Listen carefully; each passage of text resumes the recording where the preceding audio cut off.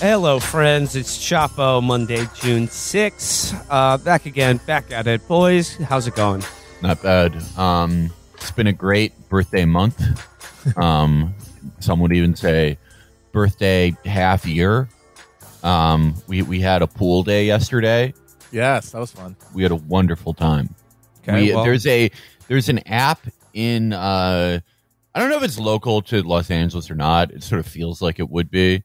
But you rent someone's pool for like 10 hours. And it's the type of thing that I would think is really stupid, and then you do it, and it's wonderful. And you're like, oh my God. Can you use their bathroom, though? No, that's a bathroom, Lee. So only that's a separate one transaction. way to do that. Yeah. Okay. Well, gang, I don't know, congratulations to Felix on his birthday month. He's back now. And you know what? Let's kick things off today with a little update on a sort of a forgotten Chapo figure. He's back in the news now. It's Milo Yiannopoulos is basically starring in the remake of that movie with Robert De Niro and Anne Hathaway where he becomes an intern at the age of 50. Milo Yiannopoulos, he's now interning for Marjorie Taylor Greene. Yeah, that'll dissuade that'll get rid of all those accusations hanging around a bunch of teenagers. The far right is there? Mark Foley? Remember Mark Foley, folks? Is this like ultra immersion style of straight conversion? Oh, I'm gonna work for the hottest woman in Congress. And my attempted straight conversion will surely stick. It's like dropping yourself in a country you don't speak the language. Sink or swim. Hot woman. Sink or swim. Yeah, sexiest lady on earth. Yeah. This is coming courtesy of the Daily Beast. Just a little quick start to the show here. It says, the far-right troll fell on hard times, but he is trying to rebuild his career as an intern for Marjorie Taylor Greene. Far-right provocateur and former Breitbart editor Milo Yiannopoulos has found a new gig, Capitol Hill intern for MAGA firebrand Marjorie Taylor Greene. Yiannopoulos, 37, posted to tell... he's 37. So he's he's filling out that resume. Life just beginning. level 37. I wish I was 37 again. I wish I turned 63 this weekend. I wish I had taken that internship at 37. I wish I had rolled the dice on myself and restarted my professional career, sort of working for a woman who kind of looks like a bull terrier. 37 years young, posted to Telegram on Monday morning a photo of what appeared to be a newly issued congressional badge placed atop a Louis Vuitton briefcase. I've finally been persuaded out of retirement, wrote the British right-wing media troll, but my skills are a bit rusty, so the best role I could land was as an unpaid internship for a friend. Pray for me. He added, Mummy always said I'd end up in government. Retirement is certainly one way to put it. That's really one way to put, like, no one wants to be seen with me for the last 5 years. So he says, Yiannopoulos didn't respond to a request for comment, but in a statement provided via her spokesperson, Representative Greene confirmed to the Daily Beast that Yiannopoulos is interning in her office. The quote is, so I have an intern that was raped by a priest as a young teen, was gay, has offended everyone at some point, turned his life back to Jesus and church, and changed his life, Greene told the Daily Beast. Great story. Love it. Great. Did she mean like was gay, like he converted out, or like, oh, he was like being gay last week? I just for a press release. I love any press release that begins with was raped by a priest as a teenager and then ends with great story. And always start with your best foot forward, I think. And also he says, I like when Elsa says, Mummy always said I'd end up in government. At the end of April, the hate-spewing ideologue, once a ubiquitous MAGA figure until he appeared to defend pedophilia in a YouTube video, attended a Green press conference and after it wrapped, was escorted with the Congresswoman into the Capitol building through a members-only entrance. Ooh. The provocateur no longer attracts much attention, but last year he declared himself to be an ex-gay and an advocate for the discredited practice known as conversion therapy. I treat it like an addiction, he said last March, referring to his homosexuality.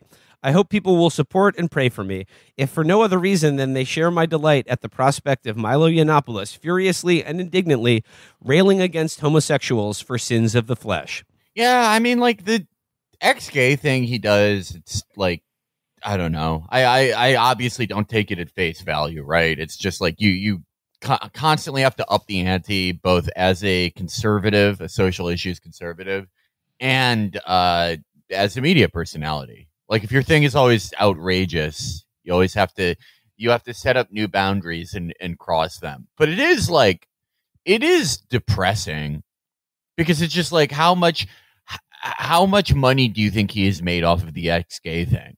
Like $900? Yeah, I mean, not really, like a fraction of the money he made off the gay thing, the gay conservative thing. Yeah, when he was doing the gay conservative thing, the Mercer family was just like giving him blank checks to, have a tour bus and go around the country, like doing speeches about Trigglypuff and like Gamergate. And now he's like doing some form of crowdfunding. I don't know. I'm kind of interested in the parallel ultra conservative crowdfunding space, but very few people are making real money doing it. Well, I mean, he's certainly not making any money working for Marjorie Taylor Greene, if this article is to be believed. He just wants to be around, now that he's ex-gay, he wants to spend all his time around just sort of a fabulous woman and diva, and dedicate his life to supporting her. Do you think she'll like roll him into the polycool thing that she's doing? That's part of the therapy. That's what he says. Pray for me. That's what he's referring to. Pray that I enter the polycule. Talk about straight conversion therapy. That would about do it for me. Imagine like, okay, have you guys ever been in a CrossFit gym? No, I've walked past them. Yeah. Well, I mean, CrossFit gyms are often called like, CrossFit Goulosity, CrossFit Ultimatum Core. And they call them boxes in their world, because that's literally what they are. They are just like boxes. Like, they should be storage units pretty much. And there's no like, it's not like a big nice gym where there's a ton of like nice central air blowing stuff all over the place and ventilation. It literally is just a box where people do the worst pull-ups ever. And it's like, it is kind of like an all-you-can-eat buffet for staph infections. And just imagine one day you're getting done doing the worst pull-ups ever, listening to what would be the opposite of a golden era, like a Wood era Lil Wayne doing those shitty pull-ups. All the cut Lil Wayne songs about being an alien. And Marjorie Taylor Greene is standing across from you wearing a new type of ponytail that is doing something previously unforeseen with her eyes, sort of giving herself epicanthic folds through the height of her own ponytail. And then she's just spread eagle, and you're going to drill her CrossFit style. And she's like, it's okay. My husband likes this. Well, I mean, sign me up for being gay after that. Yeah. So, best of wishes to Milo and his new career as a congressional intern, and also in his career on being not gay anymore. Best of luck to him. We're praying. I hope he starts collecting a paycheck soon. I hope he can level up from being an intern to an actual congressional staffer. Yeah, I don't see why she isn't paying him as one. Is there some background check he needs to go through? Well, he's probably not an American citizen, so. Oh. Yeah, probably a little bit of a loophole, I would imagine. All right, moving on from Marjorie Taylor Greene and Milo. I guess we have to. I want to talk a little bit about Ukraine and why it matters for the left, at least according to former Bernie foreign policy advisor Matthew Duss. So, I don't know. I mean, we haven't talked about Ukraine in a while. It's just nobody has. We're over it. Yeah, it's just seems like the war has grounded to a pretty brutal stalemate. I don't know. I mean, do you guys have an idea of where things are at with this right now? I mean, it just seems like we gave them $40 billion and we're just and also it just seems like I know the Boris Johnson government actively is trying to stop the Zelensky government from negotiating anything based on concessions to the Russian government or the Russian military. But it just the war continues to go on. But I don't know. I found this was an odd piece in the New Republic by Matthew Duss because it goes back and forth a lot of it's just sort of it's hard for me to discern from this what he actually wants here, what he actually wants from the left, other than kind of this sort of vague solidarity with Ukraine against the Russian invasion. But I mean, it's all very qualified as yes, I know America's screwed up in the past, and like this shouldn't be used as an excuse for like why America's good again. But like I think we need to come together for Ukraine now.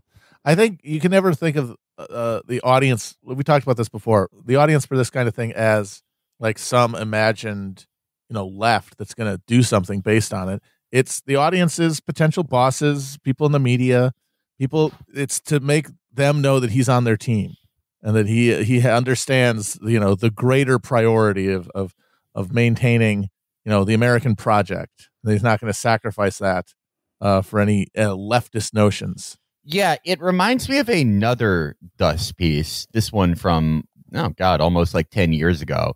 It was Duss's review of, do you remember Max Blumenthal's book, Goliath? Mm-hmm. Yeah, I do. It was about like the, hard right ethno-nationalist turn of Israel, which, obviously always an ethno-nationalist project, but more outward in its image and its elected governments. But that it's sort of interesting contrasting that review with, this another I'm normal piece, as we call them.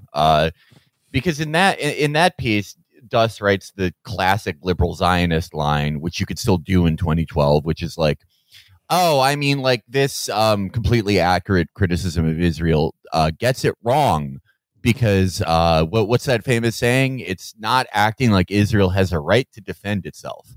But of course, I'm against the occupation, which could mean anything, could mean nothing. It is interesting who gets to have legitimate security concerns. I would like to see if Duss still stands by all those statements on Israel. I would imagine that he would try to weasel his way out of it because the past few years with Israel since Trump have been very tough on liberal Zionists. Yeah. But they've just gone elsewhere. They've just gone to other parts of the world, hectoring parts of the left for not being serious enough in agreeing with the State Department. And I guess preventing some type of national liberation through posts or not being enthusiastic enough in their support. Well, yeah, the headline is Why Ukraine Matters for the Left. Opposition to U.S. adventurism is principled, but this is Putin's adventurism, and the left must stand firmly against it. I mean, I don't know, like, I mean, okay. like, who on the left? Yeah, sure. Okay. I stand against it. I'm meaningless. Against yeah. I just can't get. Who are you talking to? What button do you want them to press? This doesn't exist. Well, I mean, I think what it comes down to is like, like solidarity with Ukraine. We have to stand against Putin, but I think what he's really getting at is that you got to be in favor of all the arms sales too. That's what it all boils down to. Yes, is that you have to. If you are, it's like if you're imagining the left as anybody. If you're in the Congress, that means you got to support the arms to Ukraine.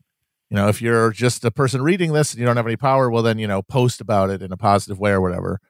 Don't be out there trolling us with all of your Russian disinformatia that you got from Gray Zone or whatever, or Jimmy Dore. But one way or the other, you're like American foreign policy is what you're supporting here.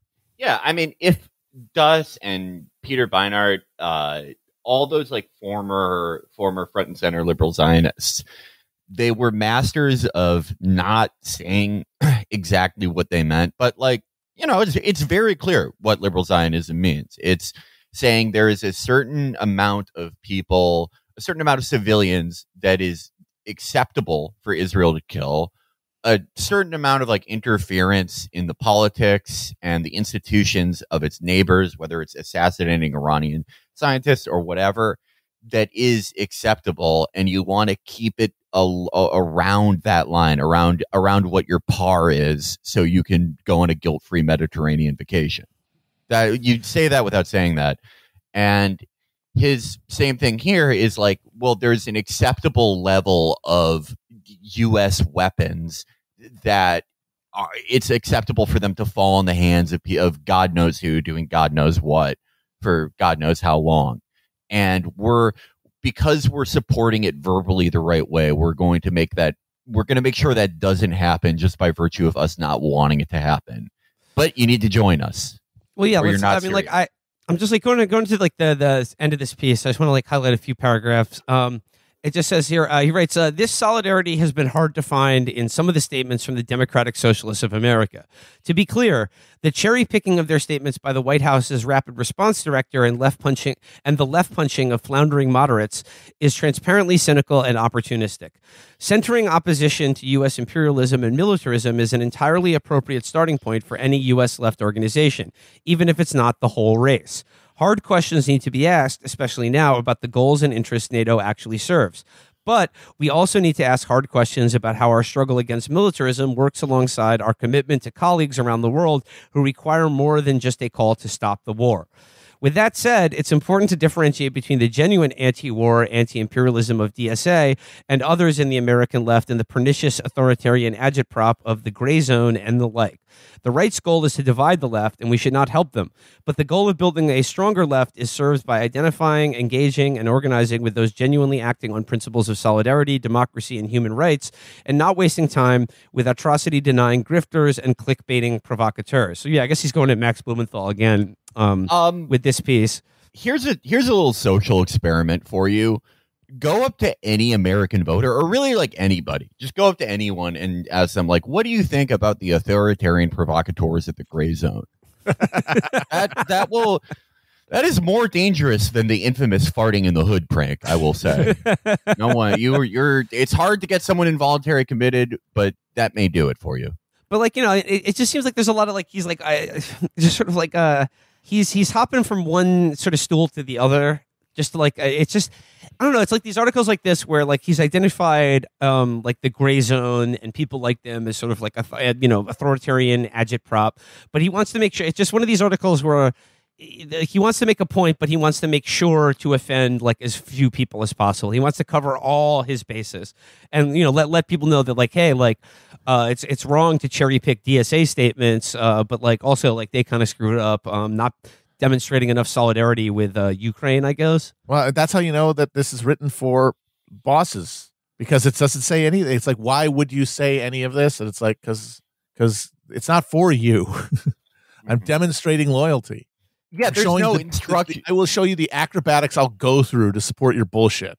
There's no instruction you can go off of if you're DSA or even just a poster. It's like, if I'm to break this down and give you the bullet points of your action items, it's display proper solidarity. It's okay to, don't worry, it's okay to center U.S. imperialism, but you have to display proper solidarity with our colleagues around the world. And does he mean like Ukrainian left policies or parties, that Zelensky made illegal? Does he mean Zelensky himself? Is Zelensky like DSA's colleague? I mean, like going on here, I mean, like we can see more of this sort of like hopscotch going on here, because he says, it is right to be cautious about getting drawn into something bigger than we want. It is right to be concerned that the administration's rhetoric is, to paraphrase one of the Reagan-era military's recruiting films, increasingly writing checks that its policy can't cash. Okay, so he's a Top Gun fan too. Here, as after 9/11, fear of overreaction is entirely appropriate. Our foreign policy apparatus is designed to stoke and then cash in on overreaction. And our job is not to simply allow Ukrainians to write U.S. policy.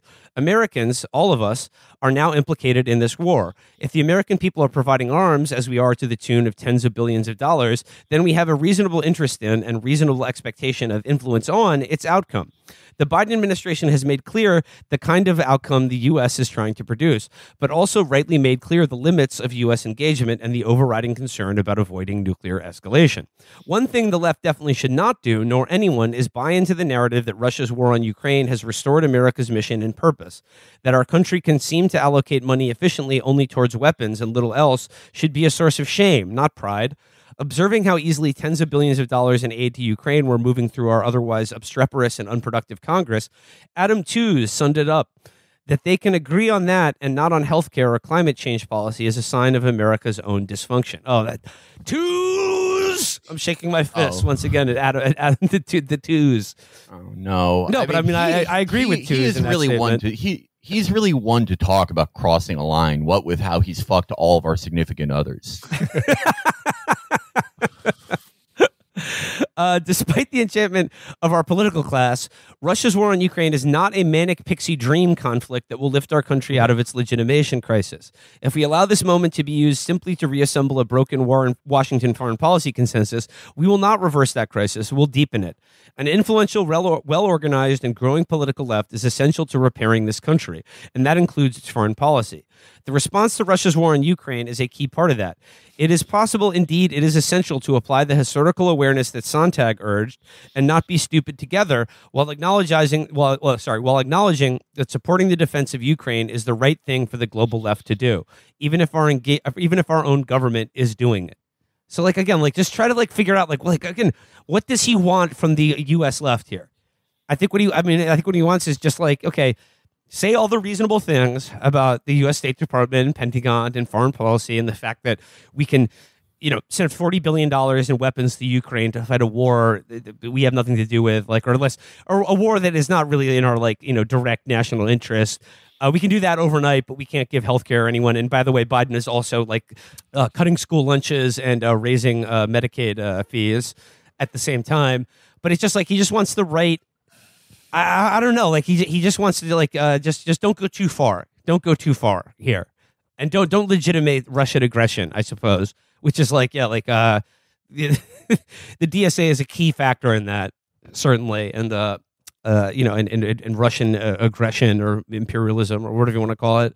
The DSA needs to privilege Ukrainians in the progressive stack. Yeah, I don't know what can be done right beyond just I don't approve, obviously, of Russia's actions. I do not think it was the right thing to do to invade. I don't think that our track record, however, it does not give me any confidence about $40 billion in weapons in one allocation alone. I don't know what is wrong with that. And if there's nothing wrong with that, why write this article? Why yeah. Is there a groundswell of gray zone teens out there? I mean, it is again, Matt is right in that you have to read this as hey, everyone, Bernie's going to die soon. And don't worry. Matt Suss from Among Us is normal.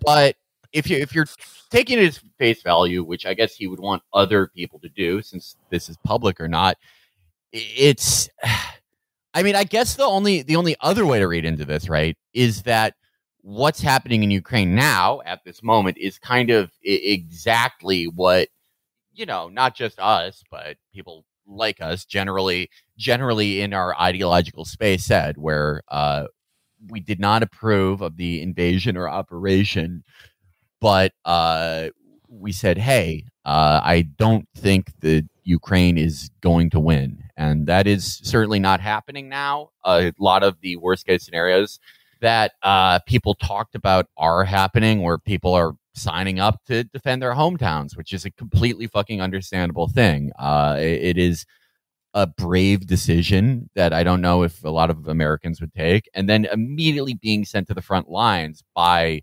Ukrainian higher command and dying pointlessly.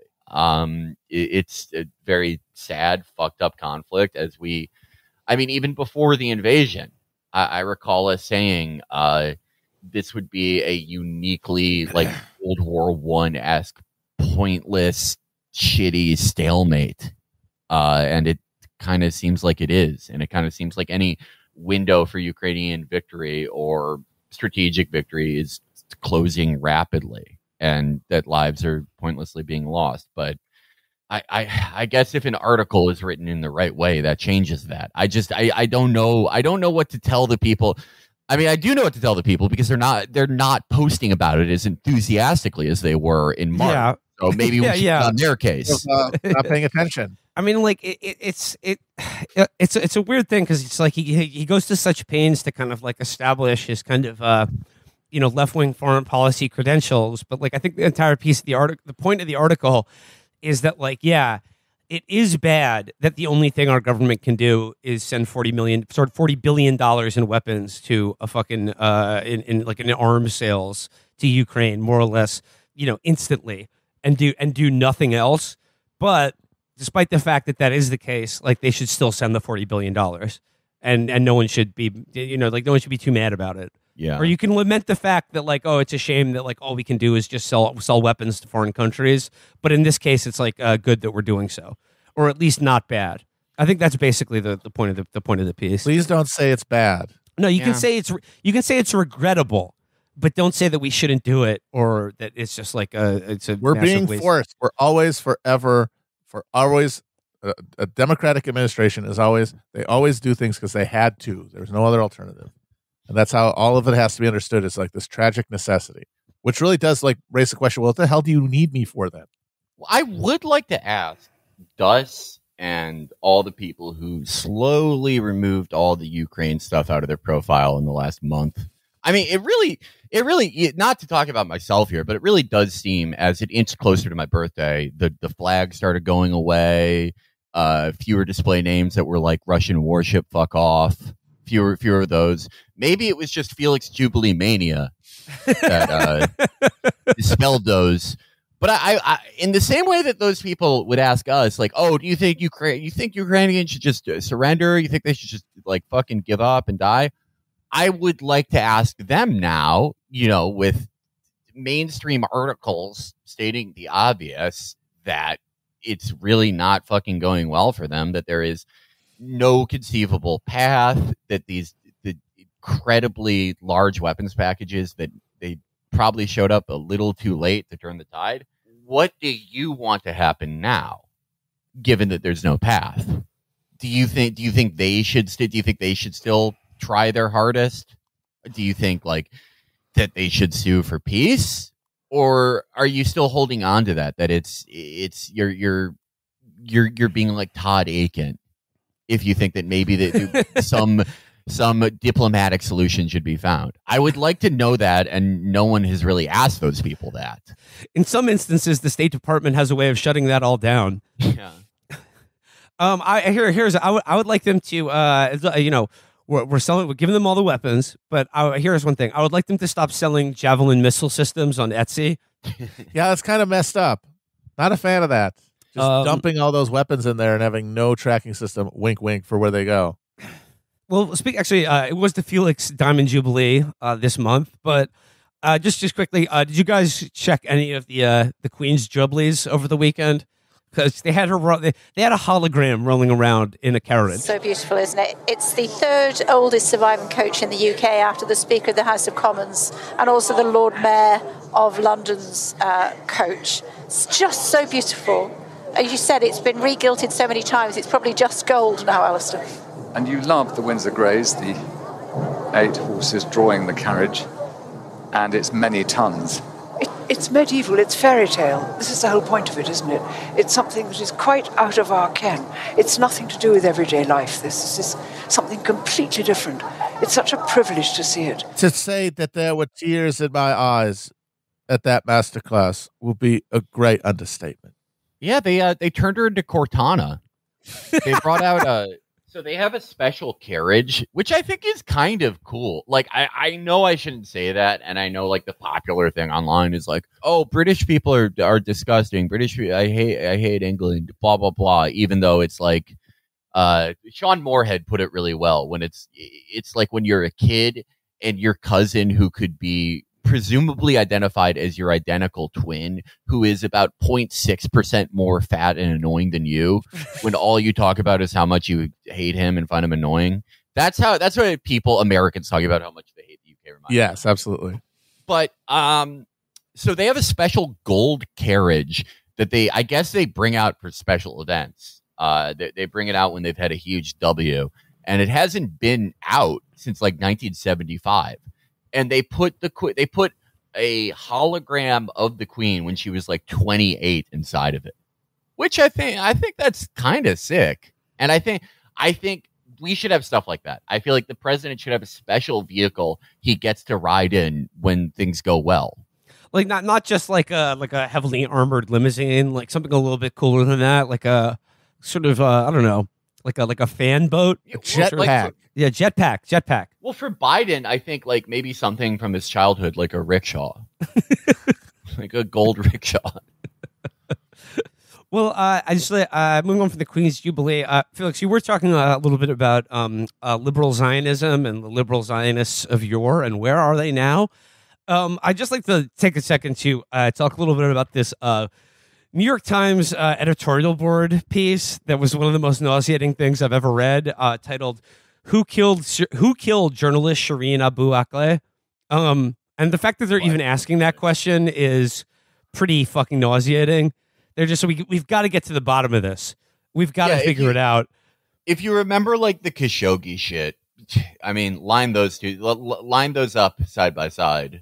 So it says here, in her 25 years as a journalist for Al Jazeera, Shireen Abu Akleh covered many clashes between Israelis and Palestinians. So when she went to the occupied West Bank city of Jenin in the early morning of May 11th to cover an Israeli army operation in a refugee camp, she took all the requisite precautions. She wore a helmet and blue body armor marked press in large letters.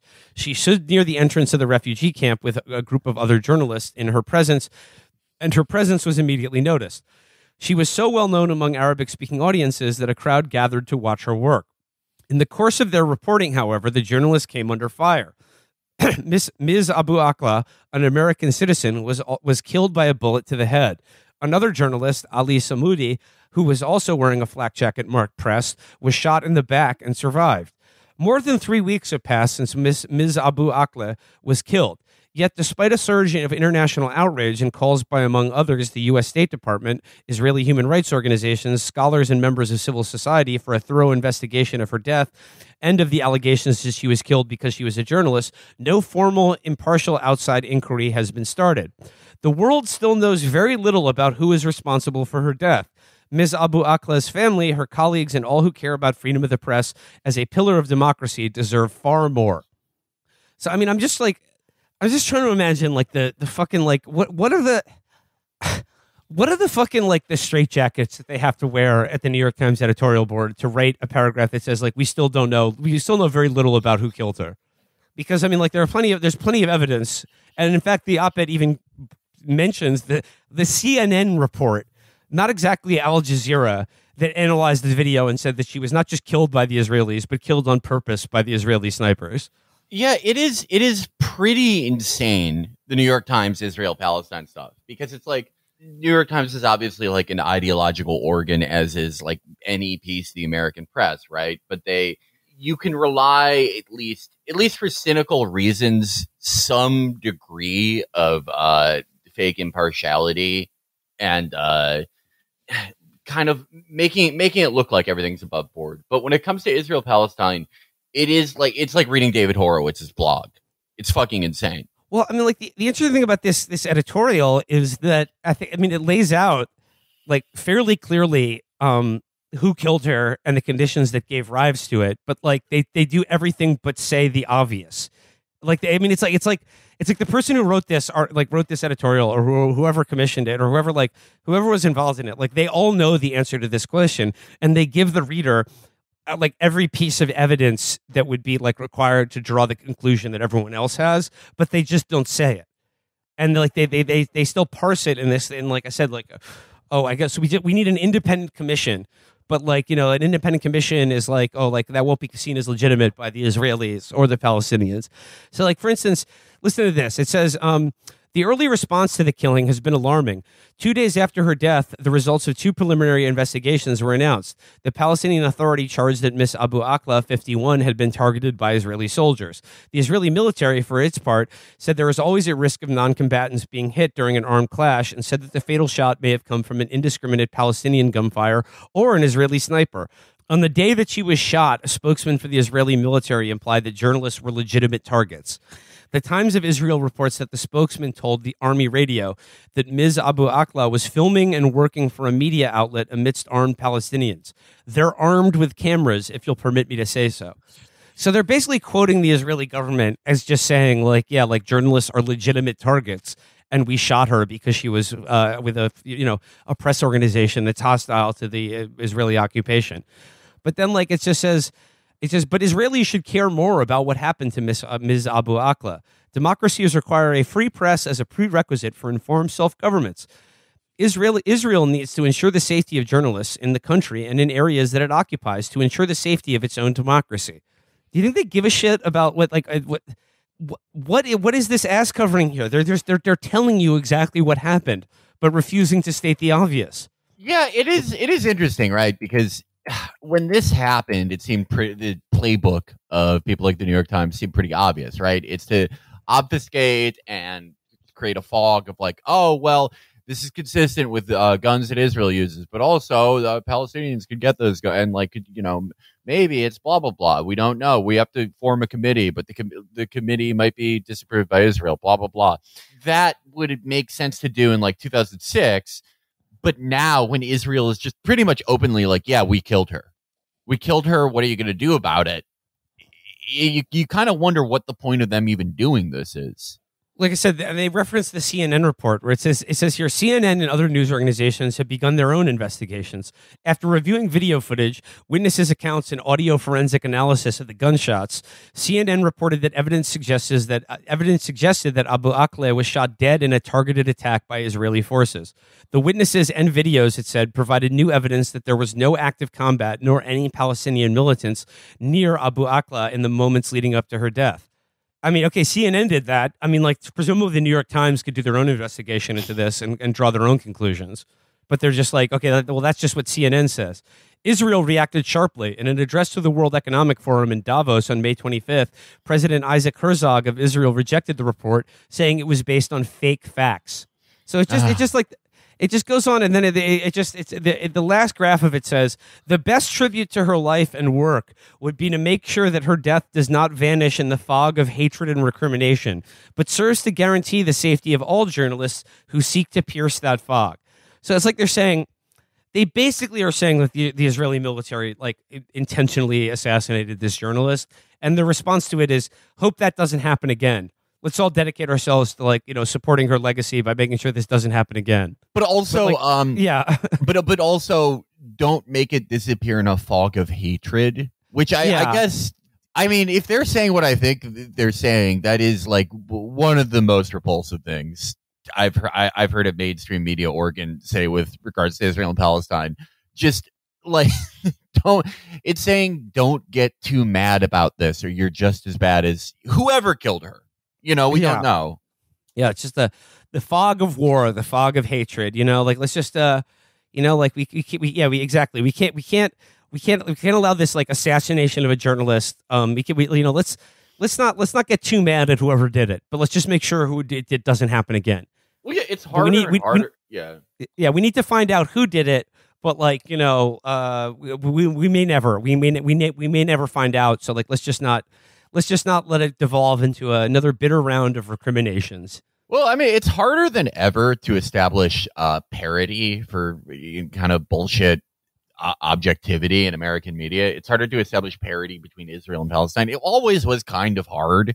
The difference between rocks and small arms and fucking tanks and airstrikes.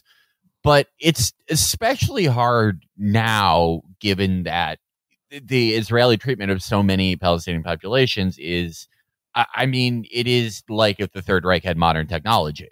They're doing everything you could to sort of beat down and cut down the birth rates of and mentally eviscerate a hated population. I guess the way that they find parity with that is it's twofold. It's like the anti-Semitism stuff, which is like, I think serves the purpose of like, okay, well, if we're mentally obliterating Palestinians and trying to keep down their birth rates and literally like neutering people and spraying them with chemicals and keeping them in an open air prison and doing everything we possibly can to make them feel like animals. Well, you're also doing that to me by, othering me in spaces. Yeah, that's the parody they can create there. But here, I guess it's a new one, which is like we're doing all that, and we just fucking gunned down this journalist in front of everyone. But if you don't stoop to our level, I guess. Yeah. Yeah. No, I feel like it's just tough. It's tough. I mean, the New York Times' role here reminds me of like when a dog gets spayed or neutered and they still hump things. You're shooting blanks. Your job isn't really needed here, but you're still doing the thing you remember you had to do. I guess to move on from this, I want to talk about this huge profile of Dianne Feinstein that's in a New York Magazine by Rebecca Traister. It's on the cover. It's called The Institutionalist, and God, like the cover photo. I mean, it's just like it's exactly like this Times op-ed in that, like, you know, the author and the magazine New York, like they tell you everything that you need to know in terms of, like, you know, what we all know, that she's a senile bat who's like a huge impediment to like anything good happening ever. But like, it's just the ways they try to like avoid saying, give you all of the evidence that would imply that, but avoid saying directly that to like, you know, like, you know, Rebecca Traister is like obviously very angry at Dianne Feinstein, particularly over the Amy Coney Barrett confirmation. But, you know, like as kind of like, I guess like Elizabeth Warren supporting feminist and progressive, like she recognizes that Feinstein like just represents everything that's wrong with the Senate and is also like completely incapable of doing her job. But like the extent to which she tries to like massage that into a more acceptable frame or I don't know, just do it like the same with the Matt Dust thing. It's just like, what do you want here? What do you actually want? Like, you want us to not take the obvious conclusion that if this manifestly senile, corrupt woman can just sit there in the Senate for 50 years, then this thing doesn't work. This party doesn't work. This structure that I'm supposed to trust you to work, like in the media or in the Democratic Party, cannot be made to do anything but create this. Here's a perfect example of what I'm talking about. So, like in the piece, Traister writes, Feinstein, who turns 89 in June, Jesus Christ, is older than any other sitting member of Congress.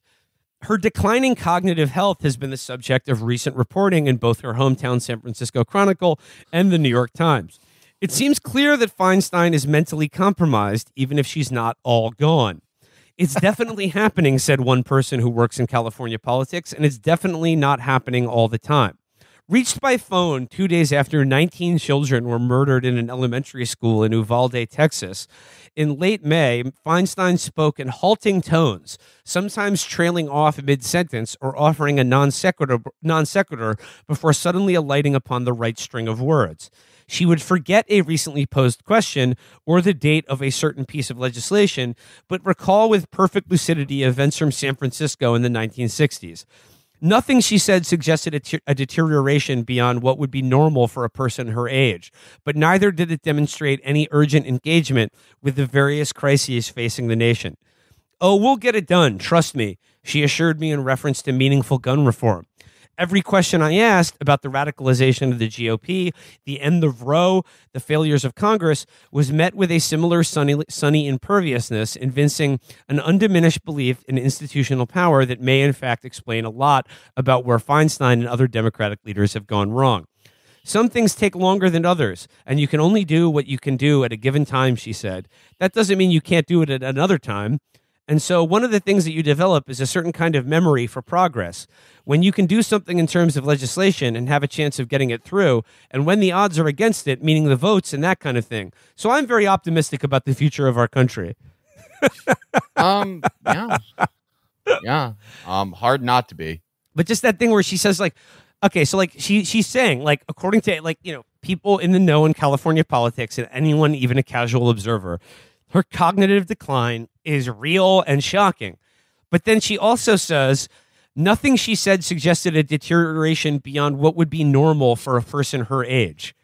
Like, why that qualifier? Like, it's just, or like, okay, if that deterioration is normal for a person of her age, then no one her age should be serving in government. Yes, precisely. Yeah. Well, this is like I've seen people like Traister fall back on this, where it's like, yes, Feinstein is a demented old bat who just one of these days she's going to whip out like a hand crank camera and send a lewd to her boyfriend who's fighting in the Marine Expeditionary Force in 1917 in outside Paris because she has perfect memory of her childhood 180 years ago.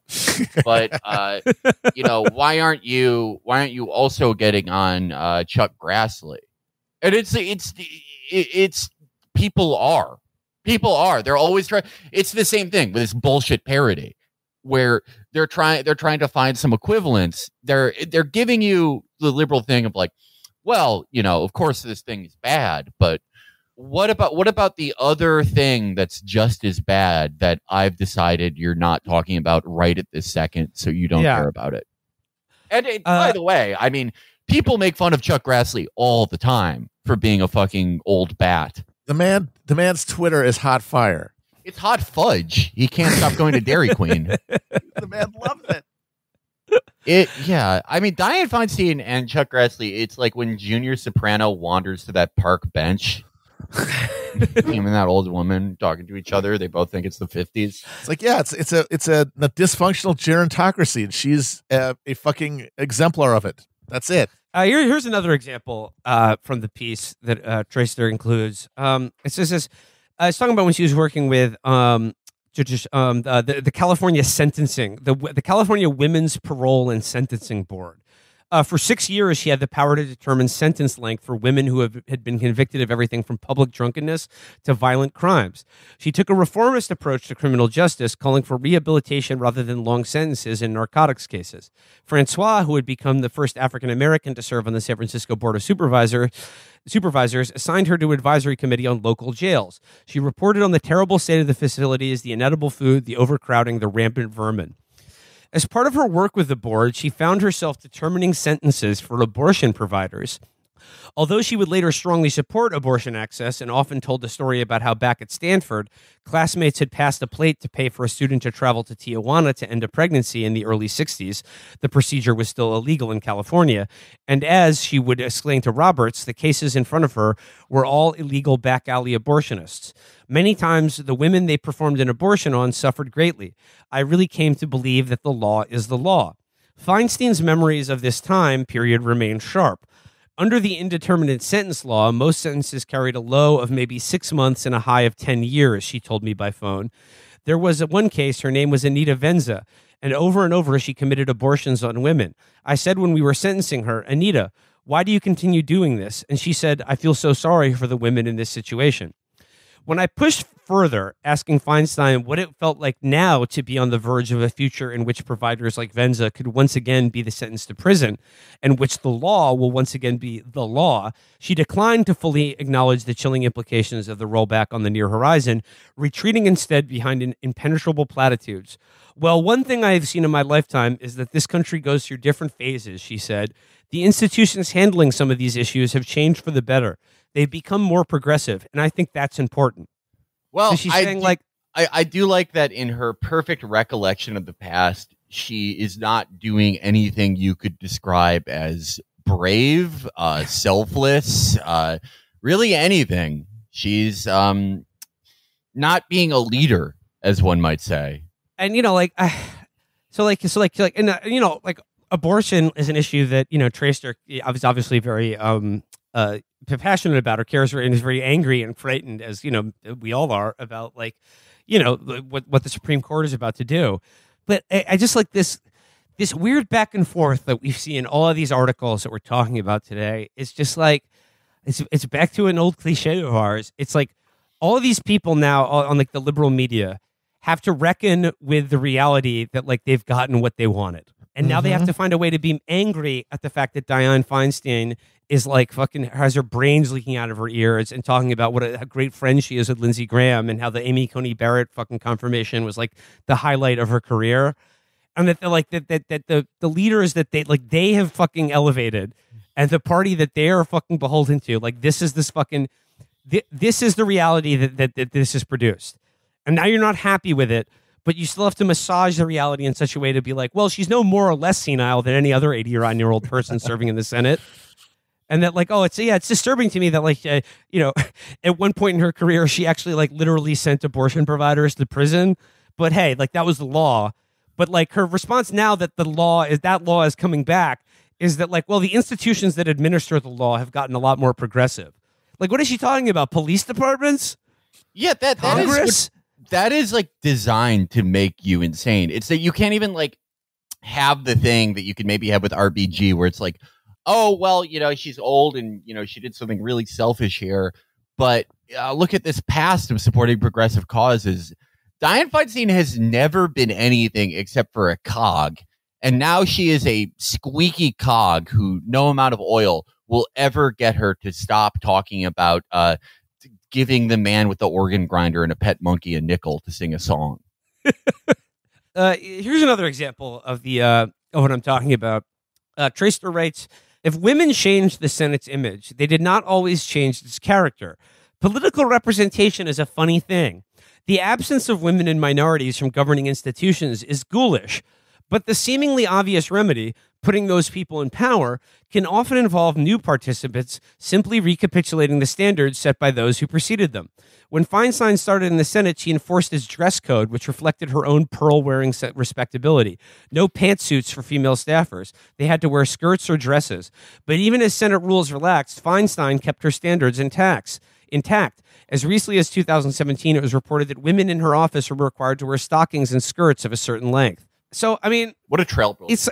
It's a little rich of. I remember Tracer back in 2008 writing about Obama boys being mean to Hillary, and then, like, of course, in 2016, 2020, she did the exact same thing to Bernie Sanders, and now she's come to find out that, like, oh, well, I suppose just supporting any woman being in the Senate is not really, in and of itself, a respectable political goal because it produces literally the same outcomes.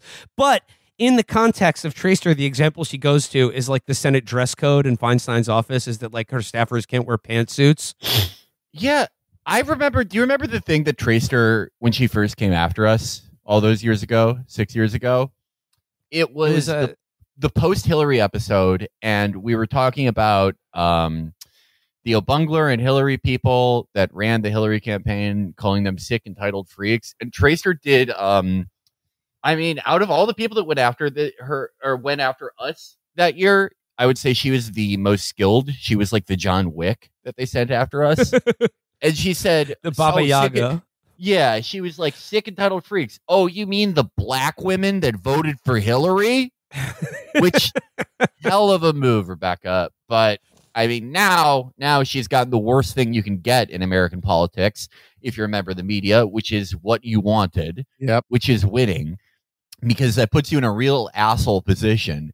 And she is bending the ankles, skating around the frozen pond of Dianne Feinstein's career, who it turns out has not ever done a superficial thing for women. She's making her poor staffers wear poodle skirts. Here's another interesting bit about her staff, though. Is a great detail I liked. When a staffer left, if Feinstein liked them and they had served for a long time, she would give them prints of the still lifes she draws. If they were less special to her or had served briefly, she would give them a watch with her signature across its face. I would rather have the watch, honestly. Yeah, it's always Dianne time. That's going to be the new thing for rappers to have. The Migos are going to talk about the iced out Dianne Feinstein AP. Need my bitch to wear a dress. Just a little bit more from the article. It says, a lot of the piece is Tracer, like, trying to press Feinstein and getting like woefully inadequate responses, like based on what she wants to hear. But again, it simply must be underscored here that like Feinstein is like Tracer has gone to bat for people like Feinstein specifically, or just like, Hillary Clinton, Elizabeth Warren, this whole fucking rotten Democratic Party over and over again based on the grounds of like we need more women in leadership. And then again, listen to how disappointed she is with Feinstein's fucking responses to her questions. When I suggest to Feinstein that the partisan hardening has been asymmetrical, that her Republican colleagues have grown more radical and rigid while she and many of her fellow Democratic leaders have been all too willing to compromise, she responded, well, yes, I think that's not inaccurate. I think it's an accurate statement. What did you first say about Democrats moving? I repeated that it was the right that had gotten more inflexible while the Democrats had been willing to cede ground. I'm not sure, she responded, but it's different. There's no question about it. And I think there is much more party control. When I came to the Senate, we spoke out and we learned the hard way.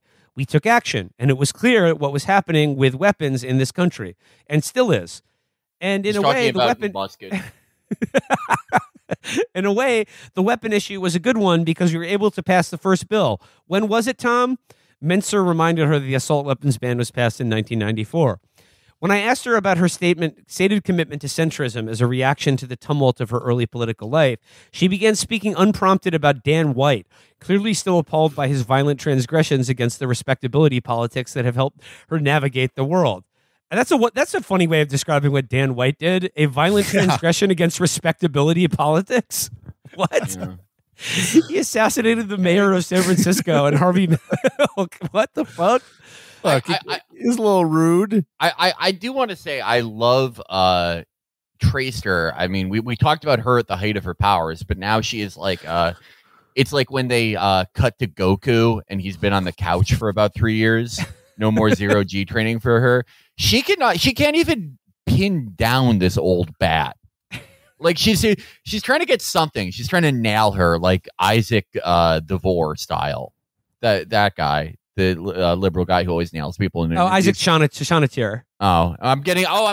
Edward Isaac Devore is another guy with like a serial killer name. Yeah, too many Isaacs. But she's trying to pin her down and like get something here. She wants people to like screenshot this and be like, "Wow, I hope I never make Rebecca Tracer mad." You know, it's the bullshit thing fucking losers do when one of them writes an article. But she can't. She's just being soundly outmaneuvered by this woman who clearly thinks that it is 1933. Clearly thinks that she is like about to go see Wendell Willkie speak in a segregated ice cream parlor. Like it's fucking insane. She really sucks now. Rebecca really sucks. And this made me think of another thing that's funny. Do you remember the when the Weinstein article? The first one broke in the New York Times. Mm-hmm. I remember the day that happened, and it was clear that like Hollywood was going to sell out Weinstein to keep doing their shit. And Rebecca Tracer posted a story where she's like, "Oh, well, one day Harvey Weinstein threatened me not to tell a story, and I didn't. But now look at him." And all these fucking losers were like, "Oh, don't get Rebecca Tracer mad. She'll get threatened by you and fold and wait for someone else to take you out." I gotta get to the rest of what Dianne Feinstein said, because like, okay, keep in mind she's being asked about this sort of like, you know, I think we talked about it last week. This kind of a strategic imbalance between partisanship and political extremism as it regards the Republican and Democratic parties. And she has this like baffling response where she brings up Dan White. And this is how she describes him. "A former young, handsome police officer who goes in and kills the mayor," she said. "It was the kind of incident that should grab the government's notice and compel it to try to fix those things which are wrong. But the ultimate lesson she derived from the response to Milk's murder possesses an almost Olympian complacency. I think one great thing about democracy is that there's always flexibility. Newcomers can win and play a role, and it's a much more open political society that I see than I hear of in many other countries." That is like that. So like her brain starts to remembering when her good friend the mayor was assassinated by former San Francisco City Council member Dan White and Harvey Milk as well. And she like apparently the article also talks about how she was the first person to discover Harvey Milk's body. She tried to check his pulse and like put her thumb immediately into a bullet hole in his wrist. Like, you know, pretty scary, traumatic stuff. But she calls the guy who killed her, like these two people, a handsome young police officer. And the lesson is, you know, that, like, you know, newcomers can always just come in and change politics. It's like, yeah. They can shake things she's saying up. That about like Sirhan or whatever. Yeah, and she says it possesses an almost Olympian complacency. I mean, I wonder who gave her that. Yeah, no, I mean, like, that's a very accurate fucking description of Tracer and everyone like her, who, you know, like, tried to move heaven and earth to make Hillary Clinton president twice, and failed, and in the process rat fucked like the one conceivable alternative that, again, like would have had the politics that these people all claim to fucking loudly champion. And they're like, oh, like, why can't we get healthcare done? Why is Dianne Feinstein like an obstacle to like any progressive change in the Senate? Ooh, like, how did that happen? Urgh. All these old creatures that I'm interviewing, it's like they're acting like an entire media enabled them and hid their declining brains and lack of will to do anything and antagonism towards all voters. It's like someone did that. It's really crazy, isn't it? So it's just going ahead here. From her youth, this is just the end of the article. From her youth, Feinstein has been an institutionalist. With an institutionalist's respect for structure, management, and hierarchy as a means to manage the rabble of activism and protest. She seems unable to appreciate the possibility that partisan insurgents have overrun those institutions themselves. The crowds who came through the door with battering rams on January 2020 looking to kill a vice president surely had chilling echoes for Feinstein, but days later, in the name of the Senate, she was defending Ted Cruz and Josh Hawley, a man who had offered up a sign of solidarity to the insurrectionists in their attempts to delegitimize the election of Joe Biden. I think the Senate is a place of freedom, she told reporters, and people come here to speak their piece, and they do, and they provide a lot of kind of leadership. In some cases, it's positive. In some cases, maybe not. A lot of that depends on who's looking and what party they are. She sounds like Mikey Miles when he talks about applying for a job. Just a level 89 out there. Just a kid from California. But the fact that many of her colleagues on their best days are less acute than Feinstein on her worst is exactly the kind of dismal, institutionally warped logic that has left us governed by eldercrats who will not live long enough to have to deal with the consequences of their failures. Feinstein's defenders argue that there is something gendered about focusing on her overextended tenure, especially when the history of the Senate includes Strom Thurmond, who retired at 100 and was basically not sentient by the end. Chuck Grassley and Patrick Leahy and Mitch McConnell are all in their 80s. Joe Biden first got to the Senate in 1973, and he's the president of the United States. But being no worse than Strom Thurmond was not the standard to which we were supposed to aspire at this juncture. Well, guess what? It's what you got, and it's what you're doing right now. So make your peace with it, and make your peace with it and defend Dianne Feinstein being in the Senate. It's what you got. This IKEA bed, it just, every time I lay down in it, it's stabbing me. Really sucks. I don't know who did this. And while it may indeed be feminist heresy to expect more from women, in fairness, some of those women told us to expect more from them. They were the ones who cast their own elections as the dawn of a new era. They were the ones who argued that every generation does better than the one before. Indeed, what may be producing the anger at this generation of Democrats is not just ageism, sexism, or the correct apprehension that America's governing structures incentivize officials to hold on to power sometimes until they literally die. It is also the smug assuredness with which Democratic leaders in whatever state of infirmity can still confidently in the summer of 2022 tell us to trust them and see themselves as bulwarks against the ruin that is so evidently our present and near future. I mean, couldn't have said it better myself, Rebecca. So yeah, that's basically that's where Rebecca leaves the piece. But again, it's just like could someone else have written this piece? I don't know. I'm going to be looking later today to see if people are like doing that thing where they talk about what a great article this is, just to kind of make myself nauseous. I mean, I guess the theme for today's show in every one of these articles we talked about is just like it's just like the flat and appalling truth staring everyone in the face, but then like the people whose job it is to like feel bad about that and demand that we do better, just ignoring like the single most obvious conclusion with all of them. Mm-hmm. Because it's just like, okay, like just say straight out that she's too fucking batty to be in the Senate and she should get out immediately.